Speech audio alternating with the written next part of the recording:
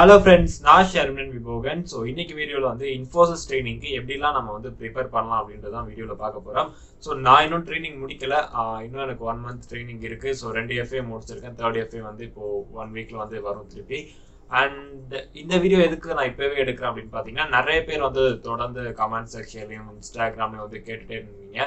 So Infosys training பத்தி போடுங்க bro, நீங்க வந்து எப்படிலாம் ப்ரிப்பேர் பண்ணீங்க அப்படின்ட்டு. நான் இந்த வீடியோல நான் எப்படி ப்ரிப்பேர் பண்ணதை விட இதுக்கு முன்னாடி பேட்சஸ்லாம் எப்படிலாம் ப்ரிப்பேர் பண்ணியிருக்காங்க, நீங்க எப்படிலாம் வந்து ப்ரிப்பேர் பண்ணா வந்து உங்களால வந்து எஃப்ஏலாம் வந்து ஈஸியா கிளியர் பண்ண முடியும் அப்படின்ற ஒரு சொல்யூஷன், ஒரு கைடன்ஸ் தான் வந்து இந்த வீடியோல வந்து கொடுக்க போறேன். ஸோ வீடியோ என் வரையும் பாருங்க. கண்டிப்பா உங்களுக்கு இந்த வீடியோ யூஸ்ஃபுல்லா இருக்கும்னு நினைக்கிறேன். நீங்க Infosys ட்ரெய்னிங் அட்டென்ட் பண்ணிட்டு இருக்கீங்களாலும் சரி, இல்லைன்னா அட்டென்ட் பண்ண போறீங்க, இந்த கம்மிங் பேட்சஸ்ல இருக்கீங்க அப்படின்னாலும் சரி, கண்டிப்பா இந்த வீடியோ வந்து உங்களுக்கு யூஸ்ஃபுல்லா இருக்கும். முக்கியமா நான் சிஎஸ் ஸ்டூடெண்ட்ஸுக்கு யூஸ்ஃபுல்லா இருக்கும். ஏன்னா சிஎஸ் ஸ்டூடெண்ட்ஸ் கூட ஒரு மேனேஜ் பண்ணிடுவாங்க, பட் நான் சிஎஸ்க்கு வந்து ரொம்பவே வந்து கஷ்டமா நிறைய பேட்சஸ்ல வந்து ஃபீல் பண்றாங்க. ஸோ எல்லாருக்குமே இந்த வீடியோ முடியும் போது ஒரு சொல்யூஷன் கிடைக்கும்ன்ற நம்பிக்கையில இந்த வீடியோ நம்ம ஸ்டார்ட் பண்ணலாம். ஸோ வீடியோக்குள்ள போறதுக்கு முன்னாடி இன்னும் நீங்க நம்ம சேனல் சப்ஸ்கிரைப் பண்ணாம இருக்கீங்க அப்படின்னா மறக்காம சப்ஸ்கிரைப் பண்ணிட்டு பக்கத்துல ஒரு பெல் ஐகான் இருக்கும், அதை கிளிக் பண்ணி ஆல் அண்ட் ஆப்ஷன் கொடுத்துக்கோங்க. அப்பதான் நான் போடக்கூடிய வீடியோஸ்லாம் உங்களுக்கு நோட்டிபிகேஷன் வரும். ஸோ மறக்காம சப்ஸ்கிரைப் பண்ணிக்கோங்க. ஃபர்ஸ்ட் Infosys ட்ரெய்னிங்கோட என்னோட எக்ஸ்பீரியன்ஸ் வீடியோ வந்து நான் என்னோட ட்ரெய்னிங் முடிச்சுட்டு வந்து நான் போடுறேன்.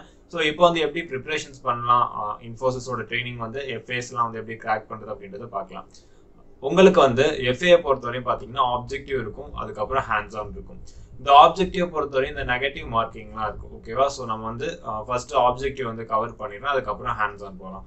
ஸோ ஆப்ஜெக்டிவ் வந்து எப்படிலாம் ப்ரிப்பேர் பண்ணலாம் அப்படின்னு பார்த்தீங்கன்னா, நீங்கள் லெக்ஸில் இருக்கிறது எல்லாமே வந்து படிச்சிட்டீங்க. இப்போ வந்து நீங்கள் ஃப்ரெஷராக இருக்கீங்க, நீங்கள் உள்ள வர போறீங்க, இதுக்கப்புறம் தான் உள்ள வர போறீங்க அப்படின்னா உங்களுக்கு லெக்ஸ் அப்படின்னா தெரியாது, ட்ரைனிங்ல இருக்கவங்களுக்கு தெரியும். லெக்ஸ் அப்படின்னா என்ன அப்படின்னு பார்த்தீங்கன்னா, ஜஸ்ட் நம்ம காலேஜ் டேஸ்லாம் வந்து நமக்கு இந்த பிடிஎஃப்லாம் ஷேர் பண்ணுவாங்க ஸ்டடி மெட்டீரியல்ஸ்க்கு, அந்த மாதிரி லெக்ஸ் அப்படின்ற ஒரு விஷயம் இருக்கு Infosysல. ஸோ நமக்கு ட்ரைனிங்ல என்னென்னலாம் சொல்லி தராங்களோ அது எல்லாமே அந்த லெக்ஸ்லேயே இருக்கும். சரியா?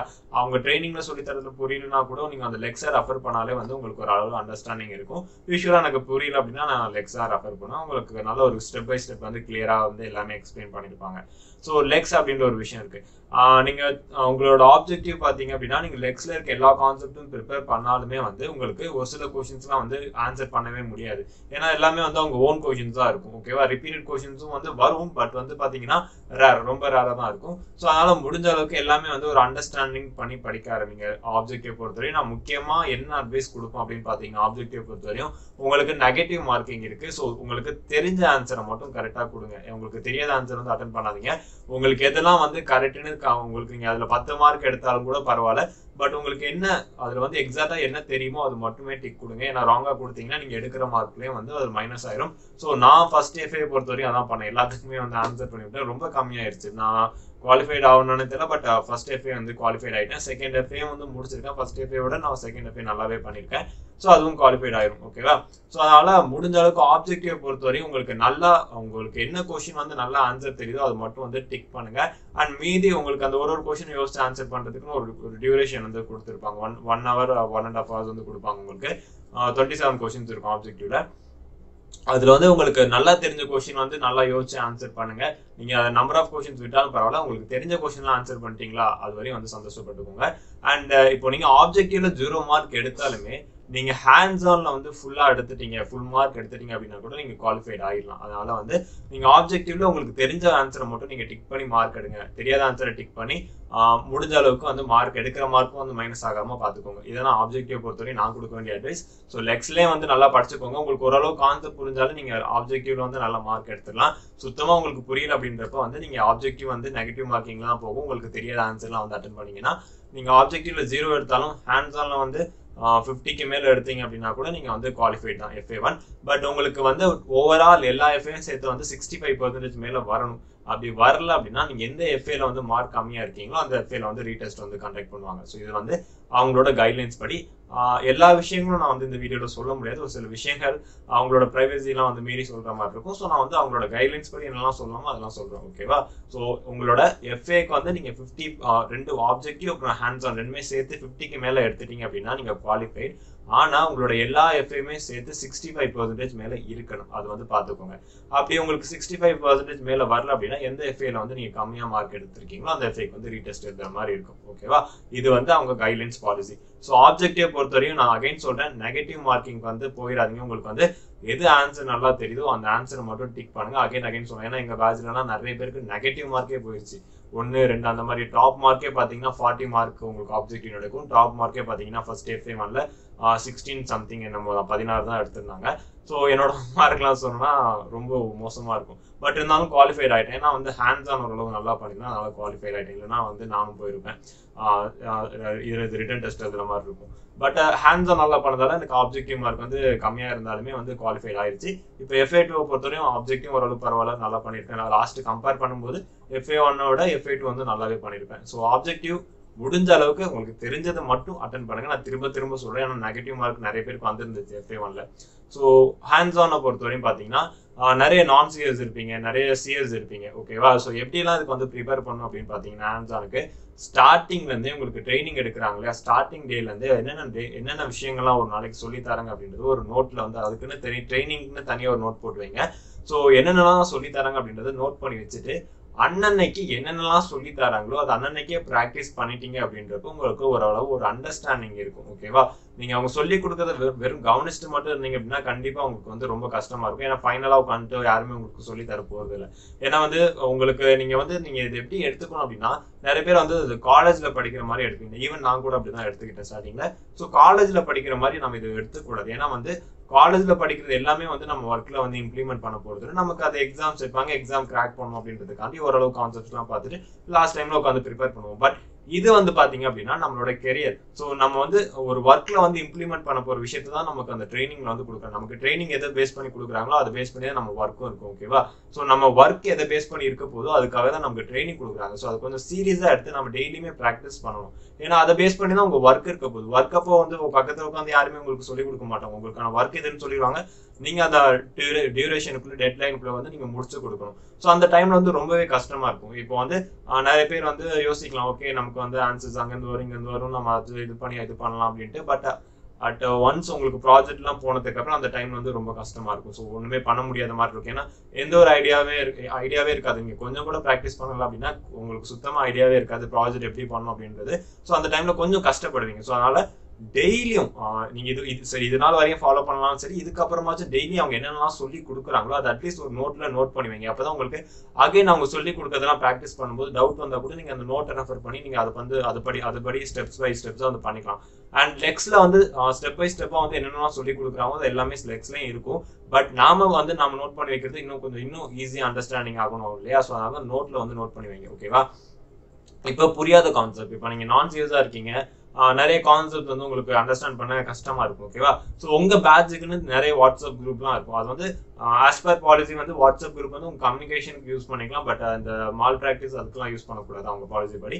ஸோ அந்த மாதிரி கண்டிப்பா ஒரு உங்க பேட்ச்மேட்ஸ்லாம் உங்களுக்கு தெரிஞ்சிருக்கும், யாராவது ஒருத்தர் 2 பேராச்சும் தெரிஞ்சிருக்கும். அதுல நிறைய சிஎஸ் ஸ்டூடெண்ட்ஸ் இருப்பாங்க. ஸோ அவங்க கிட்ட கேட்கலாம். புரியாத கான்செப்டை கேட்டீங்க அப்படின்னா கண்டிப்பா அவங்க சொல்லி தருவாங்க. சொல்லி தர மாட்டேன் அப்படின்லாம் யாரும் சொல்ல மாட்டாங்க. ஸோ அவங்க கிட்ட கேட்டு கத்துக்கோங்க. நல்ல ஃப்ரெண்ட்ஷிப் வந்து நீங்க இப்போ வந்து எல்லாருமே ஆன்லைன்ல தான் வந்து இப்போ எல்லாருமே ஆன்லைன்ல தான் வந்து பழகிட்டு இருக்கோம் இல்லையா? ஸோ என்னையுமே உங்களுக்கு ஆன்லைன்ல தான் தெரியும். ஸோ முடிஞ்ச அளவுக்கு ஆன்லைன்ல பழகினாலுமே வந்து ஒரு நல்ல ஒரு ஃப்ரெண்ட்ஷிப் ரிலேஷன்ஷிப் வந்து நல்லா வளர்த்துக்கோங்க. ஸோ அவங்க கிட்ட கேட்டீங்க அப்படின்னா கண்டிப்பா சொல்லி தருவாங்க. ஸோ ஒரு பேட்ச்லயுமே பாத்தீங்க அப்படின்னா நிறைய பேர் இருக்காங்க இந்த மாதிரி ஹெல்ப் பண்றதுக்கு. ஸோ உங்களுக்கு புரியாத கான்செப்ட்லாம் கேட்டு லேர்ன் பண்ணிக்கோங்க. ஓகேவா? ஸோ டெய்லியுமே அவங்க சொல்லி தரத டெய்லியுமே நீங்க ப்ராக்டிஸ் பண்ணாதான் உங்களுக்கு வந்து ஹேண்ட்ஸ் ஆன் வந்து கிராக் பண்றதுக்கு ஈஸியா இருக்கும். ஸோ ஹேண்ட்ஸ் ஆனை பொறுத்தவரையும் பாத்தீங்கன்னா ஹேண்ட்ஸ் ஆனுக்கு முன்னாடி உங்களுக்கு வந்து மார்க் டெஸ்ட் வைப்பாங்க. ஓகேவா? உங்களுக்கு ஆப்ஜெக்டிவ்க்கு மார்க் டெஸ்ட் இருக்காது. ஆப்ஜெக்டிவ் டைரக்டா வந்து உங்களுக்கு எம்சிக்கு அட்டன் பண்ற மாதிரி தான் இருக்கும். உங்களுக்கு ஒரு கொஸ்டின் கொடுத்துறாங்க, 4 ஆப்ஷன் இருக்கும்.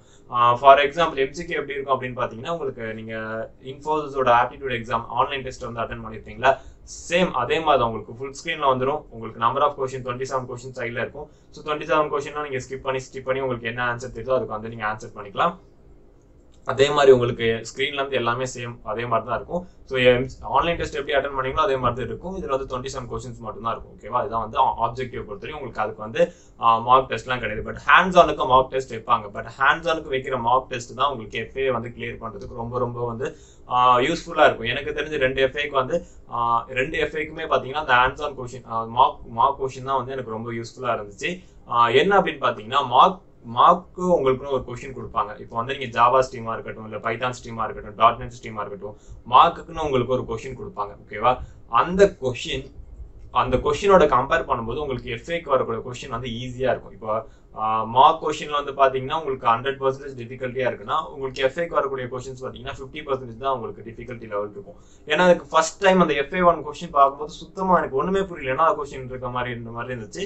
அதுக்கப்புறம் ஓகே அவங்க வந்து எக்ஸ்பிளைன் பண்ணாங்க. பிளஸ் எனக்கு தெரிஞ்சவங்க என்னோட என்னோட பேட்ச்மேட்ஸ்லாம் இருக்காங்களே அவங்கள்ட்டையும் ஒரு சிலர் விசாரிச்சேன். ஸோ அவங்களாம் எக்ஸ்பிளைன் பண்ணும்போது தான் ஓகே இதான் கொஸ்டின், ஸோ இப்படிதான் நம்ம வந்து இம்ப்ளிமெண்ட் பண்ணணும் லாஜிக் அப்படின்ற மாதிரி ஒரு ஐடியா வந்துச்சு. ஏன்னா அவங்க வந்து கான்செப்ட் பேஸ்டாக வந்து ஒரு கான்செப்டையும் வந்து ஒரு எக்ஸாம்பிள் மாதிரி வச்சு எடுப்பாங்க. அதாவது ஒரே ஒரு இது வச்சுட்டு அதை பேஸ் பண்ணி வந்து எடுத்துட்டு இருந்தாங்க. பட் திடீர்னு இன்னொரு கொஸ்டின் கொடுக்கும்போது கொஸ்டின் எனக்கு அண்டர்ஸ்டாண்ட் ஆகல. அப்போ எப்படி நம்ம லாஜிக் வந்து இம்ப்ளிமெண்ட் பண்ண முடியும்? ஸோ உங்களோட மார்க் டெஸ்ட் எப்படின்னா வந்து நீங்க வந்து டெஸ்ட்லாம் அட்டன் பண்ண மாட்டீங்க. அவங்க எப்படி வந்து டெஸ்ட் அட்டன் பண்ணணும் அப்படின்றது உங்க மார்க் டெஸ்ட் அப்போ சொல்லுவாங்க.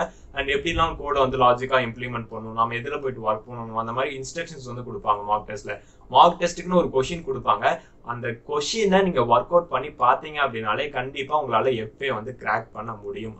வந்து ஒரு 70 to 80% வந்து நான் கேரண்டி கொடுப்பேன். ஏன்னா எனக்கு 2 FAலயுமே பாத்தீங்கன்னா அந்த மார்க் கொஸ்டின் சால்வ் பண்ணதுக்கு அப்புறம் தான் எனக்கு அந்த FAவோட நம்மளாலையும் பண்ண முடியும் அப்படின்ற ஒரு ஐடியா வந்து கிடைச்சிச்சு. ஏன்னா வந்து உங்களுக்கு மோஸ்ட்லி மார்க்கோட கம்பேர் பண்ணும்போது FA ஈஸியா தான் இருக்கும். பட் இது வந்து எல்லா ஸ்ட்ரீமுக்குமே வந்து அப்ளை ஆகுமான்னு கேட்டா எனக்கு அது ஷுவரா தெரியல. ஏன்னா ஒரு சிலர்கிட்ட சொன்னேன், பட் அவங்க என்ன சொன்னாங்கன்னா மார்க்கும் எனக்கும் இதுக்கும் சம்மந்தம் இருக்க மாதிரி இல்லை அப்படின்ட்டு. பட் எனக்கு தெரிஞ்ச மோஸ்ட் ஆஃப் த ஸ்ட்ரீமுக்கு வந்து மார்க் வந்து நீங்க அண்டர்ஸ்டாண்ட் பண்ணிட்டீங்க அப்படின்னாலே உங்களால FA வந்து கிளியர் பண்ண முடியும். ஏன்னா வந்து மார்க்ல என்ன மாதிரி கான்செப்ட்லாம் கேட்கறாங்களோ அதே கான்செப்ட் தான் உங்களுக்கு FAலயும் வரும். பட் வேற கொஸ்டின் வேற லாஜிக்ல இருக்கும். பட் சேம் கான்செப்ட்ல இருக்கும். பட் அதை விட கம்மியா தான் உங்களுக்கு FAக்கு வரும். இப்போ வந்து 4 லாஜிக் வந்து இதுல வந்து கொடுத்துருக்காங்க. மார்க் டெஸ்ட்ல வந்து 4 லாஜிக் வந்து இம்ப்ளிமெண்ட் பண்ண சொல்லியிருக்காங்கன்னா உங்களுக்கு FAல வந்து 2 லாஜிக் தான் வந்து இம்ப்ளிமெண்ட் சொல்லுவாங்க.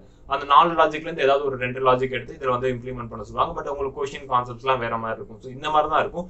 ஆனா நீங்க கொஸ்டின் அண்டர்ஸ்டாண்ட் பண்ணிக்கணும். ஓகேவா? ஃபர்ஸ்ட் விஷயம் கொஸ்டின் அண்டர்ஸ்டாண்ட் பண்ணி எப்படி இம்ப்ளிமெண்ட் பண்றது அப்படின்றது நீங்க மார்க் கொஸ்டின் வச்சு தான் ப்ராக்டிஸ் பண்ண முடியும். நான் அகைன் சொல்றேன், மார்க் கொஸ்டின் வந்து உங்களோட எஜுகேட்டட் யார்ட்டாச்சும் கேட்டீங்கன்னா அவங்க வந்து எப்படி இம்ப்ளிமெண்ட் பண்ணுவாங்க, எப்படி வந்து இது வந்து எப்படி வந்து மார்க் டெஸ்டோட கொஸ்டின் வந்து புரிஞ்சுக்கிறது அப்படின்னா வந்து சொல்லி கொடுப்பாங்க. கண்டிப்பா சொல்லி கொடுப்பாங்க, இல்லைன்னா சொல்ல மாட்டாங்க. ஏன்னா மார்க் கொஸ்டின் அது ப்ராப்ளம் இல்லை. அண்ட் ஆர்எல்ஸ் அவங்க சொல்லி கொடுக்கறது புரியலன்னா உங்க பேட்ச்லேயே வந்து நிறைய டாப்பர்ஸ் தான் இருப்பாங்க. ஸோ அவங்க கிட்ட கேட்டீங்கன்னா அவங்க கொஞ்சம் டைம் ஸ்பெண்ட் பண்ணி கண்டிப்பா சொல்லி கொடுப்பாங்க. ஏன்னா அவங்க மட்டும் படிச்சுக்கணும் அப்படின்னு செல்ஃபிஷாலாம் மோஸ்ட்லி யாருமே இருக்க மாட்டாங்க. அட்லீஸ்ட் குரூப்ல ஒருத்தர் 2 பேராச்சும் வந்து சொல்லி கொடுக்கணும் அப்படின்னு நினைப்பாங்க. ஸோ கேளுங்க, உங்க குரூப்லயே கேளுங்க. கண்டிப்பா உங்களுக்கு வந்து கேட்டிங்க அப்படின்னா கண்டிப்பா சொல்லி தரதுக்கு ஒருத்தர் 2 பேராச்சும் இருப்பாங்க. ஸோ கொஞ்சம் நீங்களும் வந்து அதுக்கு ஏற்ற மாதிரி இன்வால்வ்மெண்ட் பண்ணணும், அவங்களுக்கு ஏற்ற மாதிரி டைம் கொடுக்கணும். ஸோ அவங்க வந்து அவங்க ஃபுல் அண்ட் ஃபுல்லாக வந்து உங்களுக்கு சொல்ல முடியும்னா அவங்க சொல்லி கொடுக்கறது ஓரளவாச்சும் புரிஞ்சுக்க அண்டர்ஸ்டாண்ட் பண்ணிட்டு நீங்களும் வந்து அதை வந்து ட்ரை பண்ணி பாருங்க. ஓகேவா? ஸோ மார்க் கொஸ்டின் உங்களுக்கு கிடைச்சிச்சு அப்படின்னா அந்த கொஸ்டினை ப்ராக்டிஸ் பண்ணி பாருங்க. ப்ராக்டிஸ் பண்ணிட்டீங்க அப்படின்னாலே ஒன்ஸ் உங்களுக்கு FA போனதுக்கு அப்புறம் FAக்குள்ள ஹேண்ட்ஸ் ஆன் போனதுக்கு அப்புறம் உங்களுக்கு ரொம்ப ஈஸியா இருக்கும் உங்களுக்கு. ஏன்னா உங்களுக்கு எதுவுமே தெரியாம இருக்கப்ப மார்க் கொஸ்டின் திருப்பி சொல்றேன், எனக்கு FA1ல வந்து பாத்தீங்கன்னா எனக்கு அந்த அளவுக்கு கான்ஃபிடன்ஸ் இல்லை. நான் வந்து செகண்ட் அட்டெம்ப்ட் போயிடுவோன்ற ஐடியா இருந்துச்சு. பட் எனக்கு மார்க் கொஸ்டின் ஓரளவு வந்து சொல்லி கொடுத்தாங்க, இந்த மாதிரி எஜுகேட்டரும் சொல்லி கொடுத்தாங்க. அப்புறம் இங்க பேட்சஸ்ல இருக்கவங்களும் ஒரு சிலர் வந்து கிளாஸ்ல நடத்தாங்க. ஸோ அப்படி இருக்கும்போது எனக்கு அந்த கொஸ்டின் அண்டர்ஸ்டாண்ட் பண்ணதுக்கு அப்புறம் தான் ஓகே இப்படிதான் வந்து இம்ப்ளிமெண்ட் பண்ணணும் அப்படின்னு ஒரு ஐடியா இருந்துச்சு. அது ரிலேட்டட் கான்செப்ட்ஸ்லாம் பார்த்தேன், ஓரளவு எனக்கு ஐடியா கிடைச்சிச்சு. ஸோ எல்லா பேட்சஸ்க்கும் அப்படிதான் இருக்கும். எனக்கு தெரிஞ்ச வரைக்கும் நான் விசாரிச்ச எல்லா பேட்சஸ்க்கும் அப்படிதான் இருக்கும். நீங்க மார்க் கொஸ்டின் ப்ராக்டிஸ் பண்ணிட்டீங்கன்னா உங்களுக்கு FA வந்து ரொம்ப ரொம்ப ஈஸியா இருக்கும். ஸோ மார்க் கொஸ்டின் வந்து அப்படியே ஸ்கிப் மட்டும் பண்ணிடாதீங்க. ஸோ மார்க் கொஸ்டின் வந்துச்சுன்னா ப்ராக்டிஸ் பண்ணுங்க, நீங்க இம்ப்ளிமெண்ட் பண்ணுங்க. ஓகேவா? முடிஞ்ச அளவுக்கு ப்ரீவியஸ் பேட்ச் கொஸ்டின்ஸ் எதுவும் கிடைச்சிச்சுன்னா அதுவும் வந்து ட்ரை பண்ணி பாருங்க, யூஸ்ஃபுல்லா இருக்கும். உங்களுக்கு லெக்ஸ்லயும் ஒரு சில கொஸ்டின்ஸ்லாம் கொடுத்துருப்பாங்க, அதுவுமே வந்து நீங்க ஒர்க் அவுட் பண்ணி பார்த்துட்டீங்கன்னா உங்களுக்கு FA ஹேண்ட்ஸ் ஆன்லாம் ஒண்ணுமே இல்லை. ஸோ ஹேண்ட்ஸ் ஆனை பொறுத்தவரைக்கும் முக்கியமாக சொல்ல வேண்டிய விஷயம் என்ன அப்படின்னு பார்த்தீங்கன்னா, முடிஞ்ச அளவுக்கு இந்த கம்பைலேஷன் எரர், உங்களுக்கு எரர் இருந்தாலுமே அந்த லைன் வந்து கமெண்ட் பண்ணிருங்க. ஓகேவா? ஏன்னா அவங்கள பொறுத்தவரையும் உங்களுக்கு அவுட்புட் ராங்கா வந்தாலும் நீங்க இம்ப்ளிமெண்ட் பண்ணிருக்க லாஜிக்லாம் கரெக்டா இருந்தால் அந்த லாஜிக்லாம் மார்க் இருக்கு. எனக்கு வந்து FA1ல வந்து ஒரு 10 லைன் வந்து அவுட்புட் வரும். அதுல வந்து 2 லைன்ஸ் வந்து எனக்கு அவுட்புட் வந்து எக்ஸாக்டா வரல. பட் நான் எதிர்பார்த்த மார்க்கோட அதிகமாக வந்திருக்கு. ஏன்னா லாஜிக் வந்து கரெக்டா இம்ப்ளிமெண்ட் பண்ணிருக்கேன், எல்லாம் வந்திருக்கேன். பட் எனக்கு எரர் எதுவுமே இல்லை. பட் அவுட்புட் மட்டும் எனக்கு 2 லைன் வந்து ராங்கா வருது. ஸோ அந்த 2 லைனுக்கு அந்த 2 மார்க் மட்டும் தான் எடுத்தாங்க. மற்றபடி 58 வந்து போட்டிருந்தாங்க நினைக்கிறேன். எஸ்.